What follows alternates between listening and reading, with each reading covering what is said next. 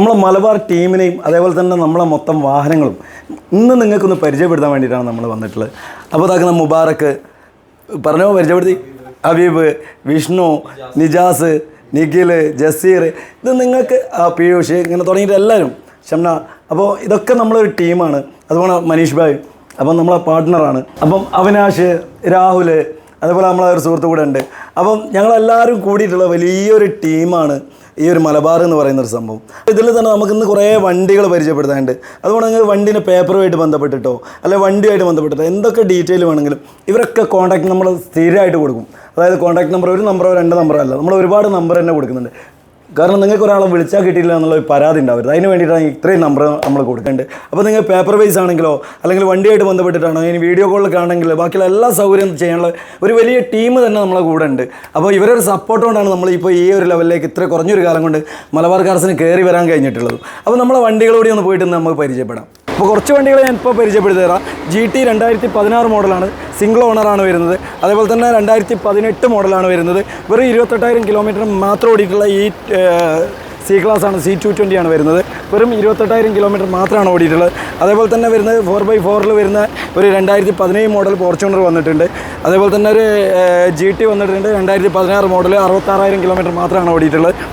അപ്പോൾ അതേപോലെ തന്നെ C ക്ലാസ് 2015 82,000 കിലോമീറ്റർ മാത്രം ഓടിയിട്ടുള്ള വണ്ടിയാണ്. അപ്പോൾ ഇതിൻ്റെ കൂടുതൽ ഡീറ്റെയിൽ കാര്യങ്ങളൊക്കെ അറിയാൻ വേണ്ടി നമുക്ക് വിളിച്ചാൽ കോൺടാക്ട് ചെയ്യാൻ പറ്റിയ നമ്പർ നമ്മൾ കൊടുത്തിട്ടുണ്ട്.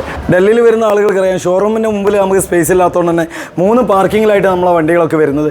അപ്പോൾ GT 2 പരിചയപ്പെടുത്താം. അതേപോലെ തന്നെ ക്രിസ്റ്റ വരുന്നുണ്ട് 2016 മോഡൽ, 2018 മോഡൽ എക്കോസ്പോർട്ട് വരുന്നുണ്ട്.